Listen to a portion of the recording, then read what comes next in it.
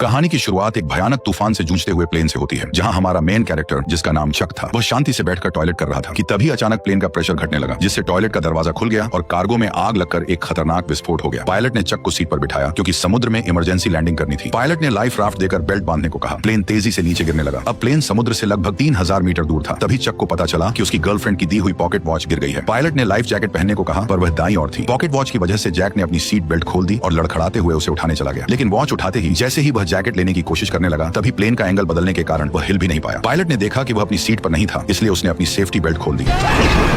तेज झटकों से पायलट बुरी तरह घायल हो गया। पायलट ने प्लेन को समुद्र की सतह पर धीमी गति से टच कराया, लेकिन गलत लैंडिंग से पानी केबिन में भर गया। सेफ्टी बेल्ट न बंधे होने की वजह से चक की जान बच गई। तभी अचानक प्लेन का ऊपरी हिस्सा फट पड़ा और समुद्र का पानी प्लेन के अंदर भरने लगा। लेकिन किस्मत से चक के हाथ में इन्फ्लेटेबल राफ्ट था, पर जैसे ही उसने उसे खोला, तभी अचानक राफ्ट से जुड़ा हुआ हिस्सा प्लेन में फंस गया। डूबता हुआ एरोप्लेन चक को राफ्ट के साथ नीचे खींचने लगा, पर चक की किस्मत अच्छी थी क्योंकि राफ्ट से जुड़ी हुई रस्सी अचानक टूट गई और इस तरह लाइफ राफ्ट ने उसे खींचते हुए मौत के मुंह से बाहर निकाल लिया। आखिरकार चक सही सलामत समुद्र की सतह तक पहुंच गया। उसने अपनी पूरी ताकत लगाकर राफ्ट पर चढ़ने की कोशिश की और मरते दम तक राफ्ट के किनारे को कसकर पकड़े रहा, लेकिन वह धीरे धीरे उस इंजन की ओर बहने लगा जो अभी भी चल रहा था। पीछे खतरा देखकर उसने तुरंत आंखें बंद कर ली। तभी इंजन में आग लग गई और विस्फोट की लहर ने उसे उछालकर फिर से समुद्र में गिरा दिया। पूरा प्लेन एक जोरदार ब्लास्ट के साथ धीरे धीरे समुद्र में डूब गया, लेकिन खतरा अभी टला नहीं था। चक को न केवल समुद्र की तेज आंधी तूफान का सामना करना पड़ा, बल्कि एक के बाद एक उठती विशाल लहरों को भी झेलना पड़ा। वह बस लाइफ राफ्ट की रस्सी को कसकर पकड़े रहा। इसी तरह पता नहीं कितनी देर बीत गई और अचानक लाइफ राफ्ट की हवा निकल गई। तेज चट्टानों ने उसे फाड़ दिया। इसका मतलब था कि वह आखिरकार किनारे पर पहुंच गया था। वो अपनी आखिरी ताकत जुटाकर लाइफ राफ्ट को घसीटते हुए किनारे तक लाया। अगली सुबह जब धूप उसके चेहरे पर पड़ी, तब उसे महसूस हुआ कि वह जिंदा है और छोटे से आइलैंड पर बहकर आ गया है। लेकिन मौत के मुंह से बच निकलने के बाद भी उसे कोई राहत नहीं मिली, क्योंकि वह नहीं जानता था कि इस अनजान जगह पर उसे कौन कौन सी खतरनाक चीजों का सामना करना पड़ेगा। वह चलते चलते प्लेन से बिखरी हुई चीजें उठाता गया और आइलैंड के अंदर अपने ही जैसे लोगों की खोज शुरू कर दी। लेकिन जब उसने चारों ओर नजर डाली तो उसका स्वागत केवल कभी खत्म न होने वाले सन्नाटे ने किया। इससे यह साफ था कि वो एक ऐसे आइलैंड पर फंस चुका था जो दुनिया के नक्शे पर भी नहीं था।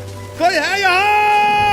यहाँ फंसकर मर ना जाए, इसलिए उसने खुद को बचाने के लिए तरह तरह के उपाय सोचने शुरू कर दिए। लेकिन इस समय उसके पास समुद्र तट पर हेल्प का निशान लिखने के अलावा कोई कारगर तरीका नहीं था। जल्दी ही रात का अंधेरा छा गया और वह अब भी उम्मीद कर रहा था कि कोई गुजरती हुई नाव उसे देख ले। लेकिन जैसे जैसे रात होती गई, उसकी उम्मीदें भी धीरे धीरे चारों ओर के सन्नाटे की वजह से डर में बदलती गईं। वह जंगल के बेहद खतरनाक जीवों की आवाज सुनकर लगातार डर से कांपता रहा। अगले दिन उसने इकट्ठा की गई चीजों से एक काम चलाओ रेस्टिंग प्लेस बनाया और प्लेन से निकले सामान की जांच शुरू कर दी। अब उसके पास उसकी गर्लफ्रेंड द्वारा दी गई एक पॉकेट वॉच के अलावा और कुछ भी काम का नहीं बचा था। अपनी गर्लफ्रेंड के साथ बिताए पलों को सोचते हुए उसे इस प्लेन में आने का और भी ज्यादा पछतावा हुआ। दरअसल केली के बिजनेस ट्रिप पर जाने से पहले उसने चक को एक पॉकेट वॉच दी थी ताकि क्रिसमस पर लौटते ही दोनों एक दूसरे से शादी कर लें। लेकिन एक अचानक हुई विमान दुर्घटना ने इस शादी को यहीं पर रोक दिया। जब उसके सभी फैमिली मेंबर यह मान चुके थे कि चक इस हादसे में मारा गया है, तब भी वह जिद के साथ जिंदा रहा। लेकिन इस सुनसान आइलैंड पर खाना पीना बहुत बड़ी मुसीबत बन गया था और चक कब तक टिक पाएगा यह भी किसी को नहीं पता था। उसने अपनी कंपनी के बहुत से पार्सल वापस इकट्ठा किए, लेकिन उसने उन्हें खोलने का फैसला नहीं किया, क्योंकि उसके लिए यह उसके काम की ईमानदारी थी। चाहे वह अनजान टापू पर ही क्यों न फंसा हो, पर वह अब भी ग्राहकों के भरोसे को तोड़ना नहीं चाहता था। कल जो उसने समुद्र तट पर हेल्प के साइन बनाए थे, वे भी समुद्र की लहरों से कब के मिट चुके थे। उसे कुछ खराब लकड़ियों का इस्तेमाल करके फिर से हेल्प लिखना पड़ा। धीरे धीरे चक के मन में जिंदा रहने की चाह और भी बढ़ती जा रही थी। उसे पता था कि अगर यहाँ से निकलना है तो हर हाल में जिंदा रहना होगा। लेकिन इस वीरान छोटे टापू पर सख्त नारियल के अलावा उसे खाने लायक कुछ भी नहीं मिला, और क्योंकि उसके पास नारियल खोलने का कोई औजार नहीं था, इसलिए नारियल खोलना भी उसके लिए बेहद मुश्किल काम बन गया था। फिर उसने एक धारदार पत्थर से आखिरकार नारियल को फोड़ दिया और उसके पानी का स्वाद लेने लगा, जो उस पल उसके लिए अमृत जैसा था। लेकिन वह केवल नारियल से संतुष्ट नहीं हुआ। चक ने पेट भरने के लिए इस छोटे से टापू के अन्य हिस्सों की भी खोज करने का फैसला किया। वह यहाँ की सबसे ऊंची चोटी पर चढ़कर सब कुछ देखना चाहता था, लेकिन नुकीले पहाड़ी पत्थरों ने उसकी राह मुश्किल कर दी। इसलिए उसने पत्थर से अपनी पैंट का कपड़ा काटा, उसमें पत्ते मिलाए और एक जोड़ी जूते बना लिए। लेकिन जब वह पहाड़ की चोटी पर पहुंचा, तब उसे पता चला कि यह सचमुच एक सुनसान टापू ही है। चारों ओर दूर दूर तक फैला समुद्र था, लेकिन उसके अलावा कोई और इंसान नजर नहीं आ रहा था। जब वह निराश होकर सोच रहा था कि आखिर वो कैसे अपनी जान बचा सकता है, तभी दूर एक अजीब सी चीज ने उसका ध्यान खींचा। वह बिना सोचे समझे उस चीज की ओर दौड़ पड़ा। उसे लगा था कि वह भी उसी की तरह जिंदा बचने वाला कोई पायलट है। लेकिन जब चक ने उस पायलट को पलट कर देखा, तो पाया कि वह तो काफी समय पहले ही मर चुका था। दुखी मन से उसने पायलट की लाश को आइलैंड पर घसीट लिया और उसके पास से कुछ काम की चीजें इकट्ठा करने लगा। उसने एक जोड़ी अभी भी पहनने लायक जूते, एक टॉर्च जो अब भी जल सकती थी और एक बेकार हो चुका बटुआ अपने पास रख लिया। इसके बाद उसने पायलट के लिए एक कब्र खोदी और उसकी लाश को उसमें दफना दिया और उसकी मरने की तारीख एक चट्टान पर लिख दी। शाम के समय चक समुद्र तट पर बैठा अपने जूतों को निहार रहा था। उसके मन में एक अजीब सी उदासी थी। उसे लगा कि शायद अगली बार जो उस कब्र में लेटा होगा वह खुद ही होगा। इसे वजह से रात में चक सो नहीं सका। उसे समझ आ गया था कि अगर वह ऐसे ही हाथ पर हाथ रखे बैठा रहा तो उसका मरना तय है। इसलिए अगले दिन उसने जंगल में जिंदा रहने की कला सीखी। उसने पेड़ों की पत्तियों पर जमी ओस को इकट्ठा कर नारियल के खोल में जमा किया, क्योंकि उसे पीने के लिए साफ पानी चाहिए था। उसने लकड़ी की छड़ी को नुकीला कर मछलियों को पकड़ने का भाला बनाया। भले ही यह सब बेवकूफी भरा था, पर इस लगातार कोशिश ने उसे निराश नहीं होने दिया। उसी रात टॉयलेट करते वक्त उसने एक रोशनी देखी। वह जोर से चिल्लाया ताकि उस नाव का ध्यान खींच सके। उसे लगा जैसे उसे अब और यहाँ रहना नहीं पड़ेगा। उसने टॉर्च से संकेत दिया कि कोई उसे देख ले, लेकिन दूरी ज्यादा होने की वजह से यह हल्की सी रोशनी किसी काम की नहीं थी। जैसे जैसे वह रोशनी उसकी नजरों से धीरे धीरे ओझल होती गई, उसका दिल गुस्से और बेबसी से भर गया। इसलिए अगली सुबह सूरज निकलते ही वह बेसब्री से फटी राफ्ट लेकर उस जहाज की दिशा में बढ़ चला, क्योंकि यह उसके कई हफ्तों की कोशिशों के बाद मिली एकमात्र बच निकलने की उम्मीद थी। वह इसे यूं ही खोने को हरगिज तैयार नहीं था। हालांकि वह जैसे तैसे समुद्र को पार करना चाहता था, लेकिन वह बार बार लहरों की मार के आगे हार जाता था। उसने अनगिनत बार हिम्मत दिखाई, लेकिन हर बार समुद्र की लहरों ने उसे पीछे धकेल दिया। लेकिन फिर भी वह हार मानने को तैयार नहीं था। उसने बहुत कोशिश की, लेकिन आखिरकार समुद्र की लहरों ने उसे अपने अंदर समा लिया। पानी के अंदर पहुंचते ही अचानक उसकी जांघ एक नुकीले समुद्री पत्थर से टकरा गई और एक तेज दर्द ने चक की जांघ को खूनम खून कर दिया। इस वक्त उसमें अब और आगे बढ़ने की ताकत नहीं बची थी। वह बस टूटी फूटी राफ्ट को घसीटते हुए बुरी हालत में किनारे लौट आया। शाम के समय अचानक आसमान में तेज आंधी और मूसलाधार बारिश शुरू हो गई, जिससे पहले से ही घायल चक की मुसीबतें और बढ़ गईं। वह राफ्ट की मदद से केवल कंपनी के सामानों को ही ढक सका। फिर वो बारिश से बचने के लिए खून से बहती टांग के साथ कोई और जगह ढूंढने लगा। तभी उसे एक छोटी सी गुफा मिल गई और खुद को होश में रखने के लिए उसने कुछ घूंट गंदा बारिश का पानी पी लिया। लगभग पूरी तरह थक जाने के साथ उसका घायल शरीर अब और सहन नहीं कर सका और वह जमीन पर बेहोश हो गया। उसके पीछे रखी टॉर्च की बैटरी खत्म होते ही वो भी अंधेरे में डूब गई। अगले दिन चक फिर से तेज दर्द के साथ जागा। उसकी टांग के घाव में कीड़े लगने के लक्षण दिखाई दे रहे थे। इस सुनसान जगह पर अगर इसका इलाज ना हुआ तो उसे और भी बड़े खतरे का सामना करना पड़ेगा। जिंदा रहने की थोड़ी सी भी उम्मीद पाने के लिए उसे अपने मन की जिद छोड़नी पड़ी और उसने उन पार्सलों को खोलने का फैसला किया। पैकेजों में उसे एक दर्जन वीडियो टेप, एक गिफ्ट की तरह सजाया गया वॉलीबॉल, एक सुंदर महिला की लंबी ड्रेस और सबसे स्टाइलिश दिखने वाली एक जोड़ी स्केट्स मिले। लेकिन आखिरी पार्सल को उसने खोलने का फैसला नहीं किया। शायद इसलिए कि वह निराश नहीं होना चाहता था, या शायद इसलिए कि वह अपने लिए एक उम्मीद बचाकर रखना चाहता था। उसने पार्सल की पैकिंग में इस्तेमाल हुए फोम को अपने घाव पर लगाया। फिर जूतों के फीते खोलकर उसने उनसे काम चलाऊ पट्टी बांध ली। जूतों के ब्लेड उसके सबसे काम आने वाले औजार बन गए और लंबी ड्रेस की काली जाली से उसने एक आसान मछली पकड़ने का जाल बना लिया। मछली पकड़ने के औजार की मदद से कई दिनों बाद वह आखिरकार पहली बार पेट भर खाना खा सका।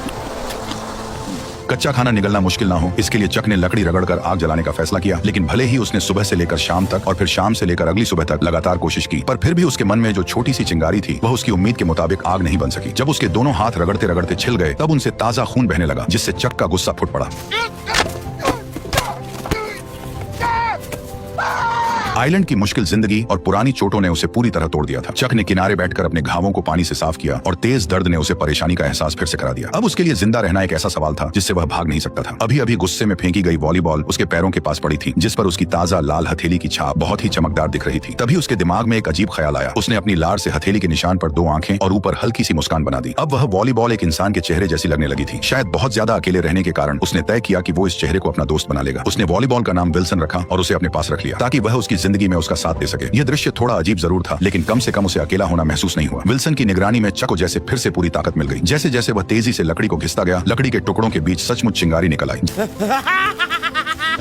जलती आग को देखकर चक बहुत खुश हो गया, जैसे उसने कोई बड़ी जंग जीत ली हो। यह आग उसके लिए खाना पकाने की अच्छी स्कीम होने के साथ अपने यहाँ होने का सिग्नल भेजने की भी अच्छी जुगाड़ थी। रात में वह खाते हुए विल्सन से अपनी हालत पर बात करता है। उसकी कैलकुलेशन के हिसाब से वह अब लगभग 4000 मील से भी अधिक दूर निकल आया था। यानी अगर वह चाहे कि कोई उसे ढूंढ ले तो उसके मिलने की संभावना लगभग नामुमकिन थी। लेकिन अब चक के पास कोई रास्ता नहीं था। वह बस खुद को मजबूत कर जिंदा रहने की कोशिश करता रहा। कच्चा खाना खाने और गंदगी से उसके खराब दांत सूजकर इन्फेक्टेड हो गए। आखिरकार असहनीय दर्द के कारण उसने ठान लिया कि वह अपने दांत को निकाल देगा। उसने एक हाथ में स्केट वाली छुरी दांत पर टिकाई और दूसरे हाथ में पत्थर लिया। उसने सोचा कि लंबे दर्द से बेहतर है एक बार का दर्द। फिर उसने जोर से वार कर दिया।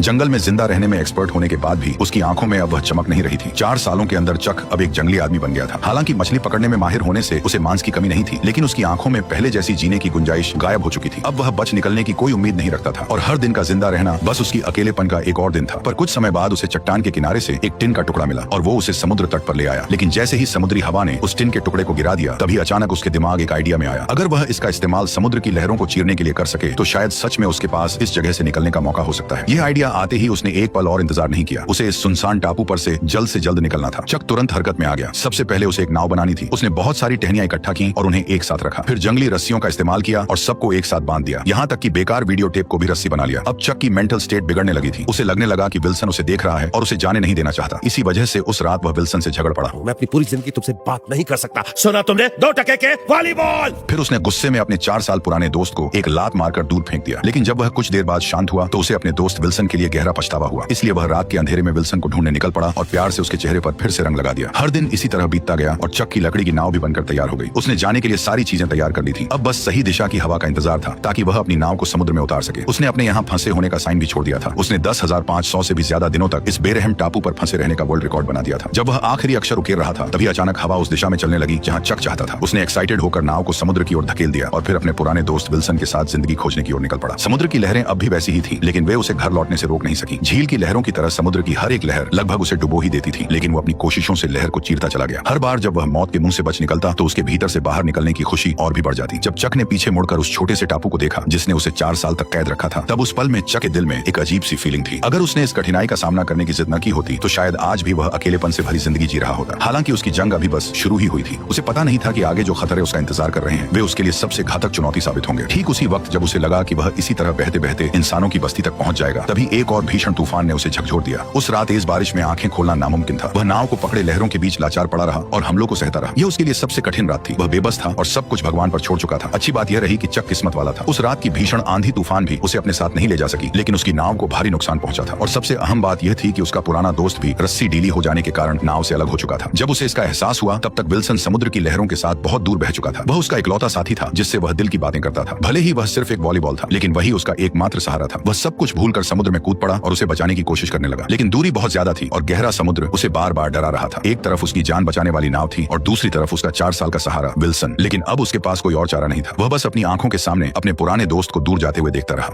विल्सन! मुझे माफ कर देना।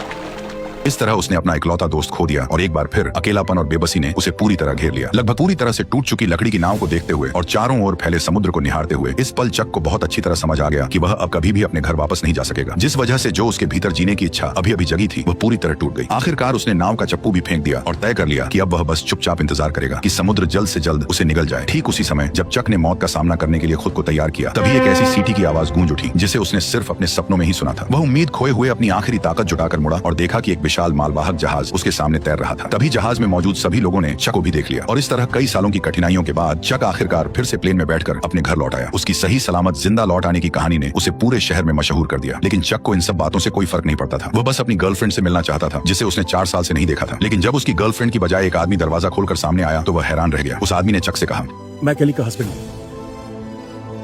जेरी लविट। तब उसे पता चला कि जिसे वह याद करता रहा वह अब शादीशुदा थी और एक बच्चे की मां बन चुकी थी। केली का हस्बैंड चक को शांत करते हुए अपनी पत्नी का बचाव कर रहा था। शायद तुम्हें उसे थोड़ा और वक्त देना चाहिए। इतना कहकर वह वहां से चला गया। केली को रोते देख चक को उसकी हालत समझ आ गई। वह समझ गया उसकी कोई गलती नहीं थी। चक भी शायद वही करता। उस रात कंपनी ने स्वागत में समुद्री जानवरों की दावत दी। मेज पर रखी स्वादिष्ट मछलियां और बड़े केकड़े देखकर उस पल चक ने कुछ अजीब महसूस किया। उसके मन में उस आइलैंड की यादें थी, क्योंकि टापू पर उबाऊ लगने वाले केकड़े और मछलियां यहाँ लजीज खाना बन गई थी। अगले दिन चक ने उस पार्सल को मंजिल तक पहुंचाया जिसे उसने टापू पर खोला नहीं था और एक थैंक्स लेटर भी दिया। उसने आभार जताया कि इसी पैकेज ने उसकी जान बचाई है। उस अजीब से पार्सल में क्या था जो इतने लंबे समय तक उसका साथी रहा, ये जानने के लिए उसने उसे कभी नहीं खोला। और इस तरह इस शानदार कहानी का अंत हो गया। तो अब तुम बताओ कि तुम्हें ये वीडियो कैसी लगी। अगर वीडियो पसंद आई हो तो मेरे चैनल पर जाकर और वीडियोस को भी जरूर चेक करो और कमेंट में बताओ कि अगली किस मूवी का एक्सप्लेनेशन देखना चाहते हो।